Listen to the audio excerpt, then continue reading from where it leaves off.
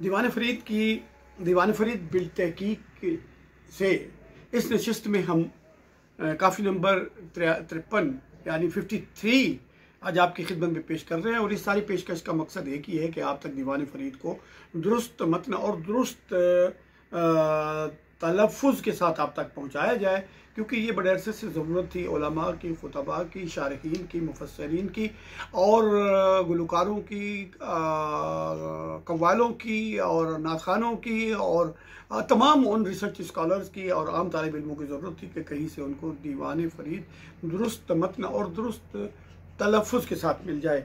तो ये काफ़ी नंबर 53 है और इसके मिसरे हैं 35 और इसके अल्फाज हैं 98 और इसका राग जो है वो है इसको क्या बाज़ लोगों ने कहा है अभोगी कानड़ा। ये इसका राग माहिरीन मौसीकी ने ये मुतय्यन किया है। कहाँ पाऊँ यार उस दोस्त को मैं कहाँ पाऊँ, जिन इंसान मलाइक सारे, क्या सगला संसार, सगला यानी पूरे का पूरा, तमाम का तमाम, क्या सगला संसार, हैरत दे कुलजुम विच कुल थे मुस्तगरिक सरशार।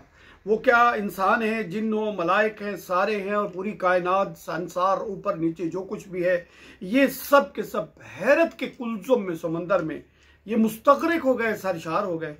और सूफी, शागिल, ज्ञानी, ध्यानी गए औड़क सब हार। वो सूफी थे, वो शागिल थे, ज़िक्र और औरात में रहने वाले, और वो ज्ञानी और ध्यानी लोग थे, तफक्कुर करने वाले और फ़लसफ़ा जानने वाले, और वो सब बिल आखिर हार गए। औड़क का मतलब होता है बिल आखिर, सब हार गए। और ये आगे का मिसरा है, बहुत तवज्जो चाहता है ये कि अर्श अते बुस्तामी गल लग और रोविन ज़ारो ज़ार। इसको आम दवावीन में और दूसरे दीवान जितने भी हैं उन सब ने इसको लिखा है अर्शी ते बुस्तामी गलग। अर्शी ते बुस्तामी, बुस्तामी भी सही नहीं है, ये बा की ज़बर है या ज़ेर है। अर्शी ते बुस्तामी गलग और रोविन ज़ारो ज़ार। तो ये इसमें आम लोगों ने ये समझा था कि कोई एक शख्स है, उसका नाम अर्शी है और दूसरा हज़रत बायज़ीद बस्तामी है। वो किसी एक बात पर, किसी एक जगह पर, किसी एक वक्त में गले मिलकर आपस में वो रोए किसी बात पर। लेकिन हमारी तहकीक के मुताबिक ये ऐसा नहीं है, बल्कि ये एक और कहानी है। तज़किरतुल औलिया हज़रत फरीदुद्दीन अत्तार की किताब से इसका सारा पर्दा खुलता है कि इसमें हज़रत फरीदुद्दीन पर क्या कैफियत तारी थी कि उन्होंने एक वक्त में उस कैफियत में जाकर उनकी कहीं बात हुई तो वहाँ वो अर्श और बस्तामी एक दूसरे के गले लगकर रोने लगे, क्योंकि वहाँ बात कुछ और थी कि उन्होंने अपने तसव्वुरात में अर्श से पूछा कि मैं तो यहाँ आया हूँ उस यार को ढूंढने। तो लोगों के मुफस्सिरीन के अपने तौर पर उन्होंने कहा कि तो फिर अर्श से आवाज़ आई, तो उस यार को तो मैं भी ढूंढ रहा हूँ, वो यहाँ तो मुक़य्यद और मुकीम नहीं है, तो आप यहाँ कैसे आए? तो उन्होंने कहा उसका तो पता वही एक ही था कि सुम्मा अला अर्श इस्तवा, और उसके बाद वो अर्श पर बैठ गया। तो अर्श ने सवाल किया कि क्या वहाँ जो अगर कहीं वो मुकीम है तो क्या वो अर्श मैं हूँ जहाँ वो मुकीम है? तो हज़रत बायज़ीद बस्तामी ने कहा कि हाँ, हमने तो ऐसे ही सुना है। तो वो अर्श भी गले लग के रोया और हज़रत बस्तामी भी गले लग के रोए कि उसका तो किसी को पता नहीं, ना वो कहीं मुक़य्यद है और ना महदूद है, ना मुहीत है, ना मुहात है। वो मुहात है, मुहीत नहीं है, तो फिर किस तरह आखिर ये हो सकता था? तो इस तरह ये एक उक़दा था इस काफ़ी में जो अल्हम्दुलिल्लाह अब खुल गया है। और बितलिमूस से फ़ीसा गुरस कर कर सोच विचार, ये दो अलग लोग हैं। बितलिमूस और फ़ीसा गुरस ये हिसाब के और ज्योमेट्री वगैरह के असातिज़ा थे, वो भी सोच विचार कर कर थक गए। खोज सुराग न पाया पत्ता, थक बैठे तड़ मार। ना उन्हें खोज मिला, ना कोई सुराग, ना पता पाया, और वो थक कर बैठ गए। और सिर्फ ये हम नहीं, मुसलमान नहीं, जो भी थे, बुद्ध मजूस यहूद नसारा हिंदू ते दीदार, आखिन पाक मुनज़्ज़ा है बेअंत अलख अपार। वो हिंदू थे या वो सब ने कहा कि वो बेअंत है, वो यानी ला महदूद है, उसका कोई आखिर नहीं है।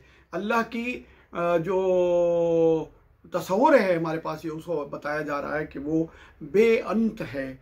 और अलख, अलख का लफ्ज़ वो होता है, लखन एक सराइकी का लफ्ज़ है जिसके दो मानी होते हैं। एक तो लखन कहते हैं चाल ढाल तौर तरीका आमाल, और एक लखन कहते हैं किसी बात को अपने इदराक से जान लेने को कहते हैं। मैं ए गाल लख गिदियम, यानी मैंने अपने इदराक से ये बात जो उसके अंदर थी, जाहिर नहीं थी, मैंने उस बात को पा लिया है। तो कायदा ये है कि अगर किसी हिंदी और सराइकी के लफ्ज़ की आमतौर पर ऐसा कायदा भी होता है कि अगर उससे पहले अलिफ लगा दिया जाए तो फिर वो उस लफ्ज़ की या सिफत की वो नफ़ी कर देता है। मिसाल के तौर पे हम कहते हैं शोक, शोक का माना होता है दर्द तकलीफ़। अगर हम उसको अशोक कहें तो उसका मतलब ये होगा कि वो जिसको कोई दर्द तकलीफ़ न होती हो। तो यहाँ पर अलख का मतलब है कि अल्लाह वो है जो इहाता-ए इदराक में नहीं आता, हम उसको अपने इहाता-ए इदराक में मुक़य्यद नहीं कर सकते। और अपार का मतलब भी यही है, वो जिसका कोई पार ना हो, उस तरफ ना हो जिसकी, वो जहाँ भी हो वो खुद हो, वो वहाँ भी हो उतना ही हो जितना इधर है, और जहाँ कहीं भी आप उसको ढूंढे वो उतना ही मुकम्मल हो। और अपार लफ्ज़ पार का माना एक तो है दूसरी तरफ, दूसरा किनारा, दूसरी जगह, और एक पार का मतलब होता है कोई निशान। वो अपार है, उसका कोई निशान भी नहीं है। और फिर क्या हुआ, पीर पैगंबर गौस कुतुब सब क्या मुरसल अवतार, करन मुनादी रो रो के ला तुद्रिकुहुल अबसार। और मुनादी करके वो सब बता रहे हैं, वो पीर है, पैगंबर है, गौस व कुतुब है, मुरसल है, अवतार है, वो सब ने ये बात बड़ी बुलंद आवाज़ कही है कि ला तुद्रिकुल अबसार। अब इसको बाज़ दवावीन में गलती से ला युद्रिकुल अबसार कर दिया गया, जबकि ये कुरानी आयत है और इसको नहीं बिगाड़ा जा सकता। ये पारा नंबर 7 है, रकू नंबर 18 की है। ला तुद्रिकुल अबसार व हुवा युद्रिकुल अबसार, और वो आंखें उसको नहीं पा सकती। और आलिम फाजिल आरिफ कामिल इज्ज किता इकरार, सब ने यहाँ आकर हाथ खड़े कर दिए, इज्ज कर लिया, न्याज़मंदी कर ली, सर झुका लिया, अपनी कम मायगी की, अपनी बेबसी का, अपनी लाचारगी का इजहार कर दिया कि नहीं मेरे मौला, आप हमारे इहाता इदराक व अक्ल में, नज़र में कहीं भी नहीं आ सकते। और आखिर सवाल खुद से करते हैं, आख फरीद निमाणा भोला तू विच कौन कतार।